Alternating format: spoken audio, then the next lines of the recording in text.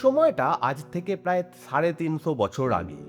তখন পাহাড় মানেই আজকের মতো পর্যটকদের ভিড় নয়, নেই হোটেলের সারি, নেই ব্যস্ততার কোলাহল। সিকিমের পেলিং নামক জায়গাটাও তখনও গড়ে ওঠেনি কোনো পর্যটন কেন্দ্র হিসেবে। প্রকৃতি তখন নিজের মতো করে নির্ভেজাল সৌন্দর্যে ভরপুর। সেই সময় সিকিমের এই অঞ্চল থেকে হয়তো আরও অনেক পরিষ্কারভাবে দেখা যেত মহিমান্বিত কাঞ্চনজঙ্ঘা। তুষার ঢাকা সেই শিখর যা দূর থেকে পাহাড়ের উপর দাঁড়িয়ে থাকা এক নীরব প্রহরীর মতো মনে হতো। এই মনোরম পরিবেশের মধ্যেই পেলিংয়ের খুব কাছে গড়ে ওঠে সিকিম রাজ্যের এক গুরুত্বপূর্ণ অধ্যায়, তার রাজধানী রাবতেনসে। একদিকে কাঞ্চনজঙ্ঘা ও অন্যান্য তুষারাবৃত পর্বতমালা যা প্রাকৃতিক সুরক্ষার দেয়াল তৈরি করে রেখেছে, আর অন্যদিকে শান্তিপ্রিয় নামগিয়াল রাজবংশের রাজারা গড়ে তুলেছিলেন এক অপূর্ব সুশৃঙ্খল এবং সৌন্দর্যে ভরপুর রাজধানী শহর। সব মিলিয়ে যেন এক স্বপ্নের মতো চলেছিল সেই পাহাড়ি রাজ্যের জীবন। কিন্তু ইতিহাস যেমন হয়, সব সুন্দর গল্পই চিরকাল স্থায়ী হয় না। হঠাৎ করেই এই রাজ্যের ওপর নেমে আসে এক ভয়ঙ্কর সময়। শত্রুর আক্রমণে সম্পূর্ণ ধ্বংস হয়ে যায় এই রাজকীয় শহর রাবতেনসে। পড়ে থাকে শুধু তার ভাঙা ইট, ধ্বংসস্তূপ আর গৌরবময় অতীতের কিছু নিঃশব্দ স্মৃতি।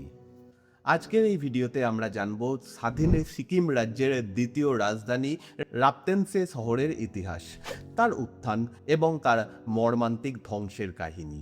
ভিডিওটি ভালো লাগলে অবশ্যই লাইক এবং শেয়ার করবেন, আর চ্যানেলে নতুন হলে সাবস্ক্রাইব করে পাশে থাকবেন।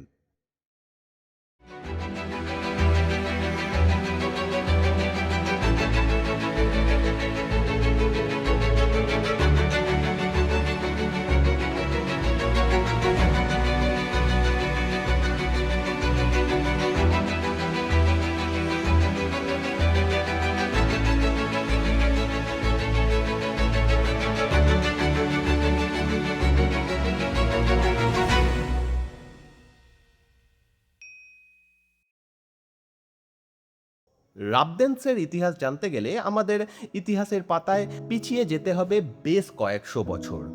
১৬৪২ সাল থেকে শুরু করে ১৯৭৩ সাল পর্যন্ত সিকিমে শাসন করেছিল নামগিয়াল রাজবংশ।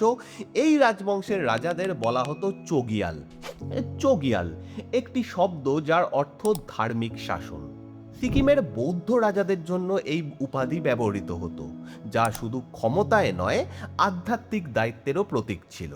এই রাজবংশের প্রথম চোগিয়াল ছিলেন ফুন্ডসোগ নামগিয়াল, যিনি ১৬০৪ সালে সিংহাসনে বসেন। তিনি পশ্চিম সিকিমের ইউকসমকে রাজধানী হিসেবে স্থাপন করেন। সেখান থেকেই শুরু হয় সিকিম রাজ্যের প্রশাসনিক যাত্রা। এরপর ১৬৭০ সালে তার পুত্র তেনসুং নামগিয়াল সিংহাসনে বসেন। তিনি একটি গুরুত্বপূর্ণ সিদ্ধান্ত নেন, রাজধানী ইউকসম থেকে সরিয়ে নিয়ে আসেন রাবতেনসে। এই পরিবর্তন শুধুমাত্র ভৌগোলিক ছিল না, এটা ছিল একটা নতুন রাজনৈতিক এবং কৌশলগত সূচনা। তেনসুং নামগিয়ালের ব্যক্তিগত জীবনও রাজনৈতিকভাবে গুরুত্বপূর্ণ ছিল, কারণ তার তিনজন স্ত্রী ছিলেন, একজন তিব্বতী, একজন ভুটানি এবং একজন লিম্বু। লিম্বু অর্থাৎ নেপালের দক্ষিণ অংশের জনজাতিকে বোঝানো হয়। এই তিনটি ভিন্ন ভৌগোলিক এবং সাংস্কৃতিক অঞ্চলের সঙ্গে সম্পর্ক গড়ে তোলার মাধ্যমে তিনি রাজ্যকে আরও শক্তিশালী করতে চেয়েছিলেন। বিশেষ করে লিম্বু সম্প্রদায়ের সঙ্গে সম্পর্কের ফলে রাজদরবারে নতুন শক্তির উত্থান ঘটে। তার লিম্বু স্ত্রী ছিলেন লিম্বু প্রধান ইয়ো ইয়ো হাং এর কন্যা। এই পরিবার থেকে ৭ জন কন্যাকে সিকিমের সম্ভ্রান্ত পরিবারে বিবাহ দেওয়া হয় এবং তাদের অনেকেই রাজদরবারে গুরুত্বপূর্ণ উপদেষ্টা হয়ে ওঠেন, এবং এই বংশের অনেকেই সিকিমের রাজদরবারে কাজী উপাধি লাভ করেন। এই কাজীরা প্রশাসনে গুরুত্বপূর্ণ ভূমিকা পালন করতেন এবং রাজ্যের নীতি নির্ধারণে গুরুত্বপূর্ণ ছিলেন।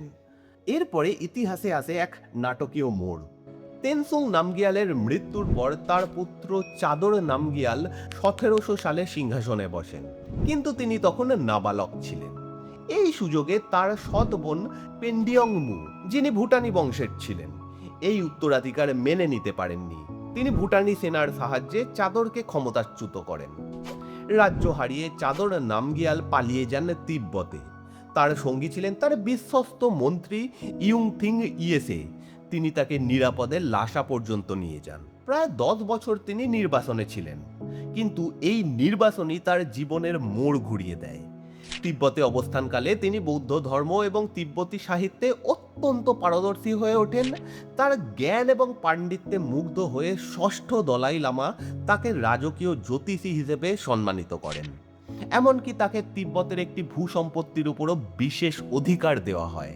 পরবর্তীকালে তিব্বতীদের সাহায্যে চাদর নামগিয়াল তার হারানো সিংহাসন পুনরুদ্ধার করেন, কিন্তু দুর্ভাগ্য তার পিছন ছাড়েনি। তার সৎ বোন আবারও ষড়যন্ত্র করেন এবং তিব্বতের এক বৈদ্যের মাধ্যমে 1716 সালে তাকে হত্যা করা হয়। এরপর সিংহাসনে আসেন তার পুত্র গুরমেদ নামগিয়াল। তার শাসনকালে নেপালি এবং সিকিমিজদের মধ্যে সংঘর্ষ বৃদ্ধি পায়। গুরমেদ নামগিয়াল রাবতেনসে শহরকে দুর্গ হিসেবে সুরক্ষিত করার চেষ্টা করেন, যাতে ভুটানি এবং গুর্খা আক্রমণ প্রতিহত করা যায়। কিন্তু মাত্র 26 বছর বয়সে 1733 সালে তার মৃত্যু ঘটে। তার কোনো বৈধ সন্তান না থাকায় তার অবৈধ পুত্র ফুনস্তগ নামগিয়াল দ্বিতীয় সিংহাসনে বসেন। এই সময় থেকেই সিকিমের ওপর নেমে আসে এক ভয়াবহ অস্থিরতা। ভুটানি এবং নেপালি শক্তি বারবার সিকিম আক্রমণ করতে থাকে। বিশেষ করে নেপালের গুর্খা সেনারা প্রায় 17 বার আক্রমণ চালায়। এই ধারাবাহিক আক্রমণের ফলে সিকিমের রাজনৈতিক এবং সামরিক শক্তি ভেঙে পড়ে, আর এই বারংবার আক্রমণে ধ্বংস হয়ে যায় রাবদেনসে।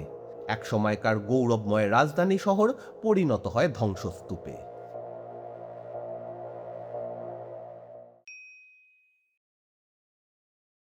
আজকের দিনে রাবদেনসে শুধু ইতিহাসের এক নিঃশব্দ সাক্ষী। এখানে দেখা যায় ভাঙা ইটের দেওয়াল, যেগুলো সময়ের সঙ্গে সঙ্গে ক্ষয়ে গেছে।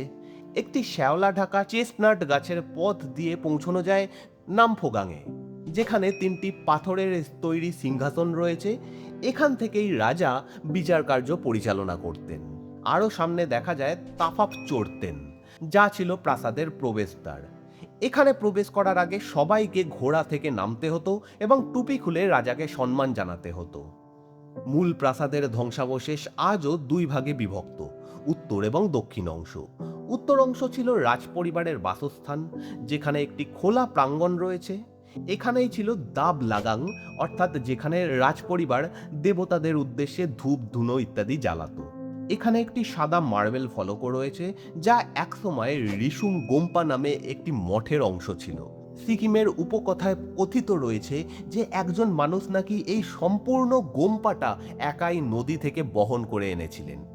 প্রাসাদের পাশে রয়েছে 3টি চড়তেন, যা ধর্মীয় স্থাপনা হিসেবে ব্যবহৃত হতো। দক্ষিণ অংশে রাজা সাধারণত মানুষের সঙ্গে সাক্ষাৎ করতেন।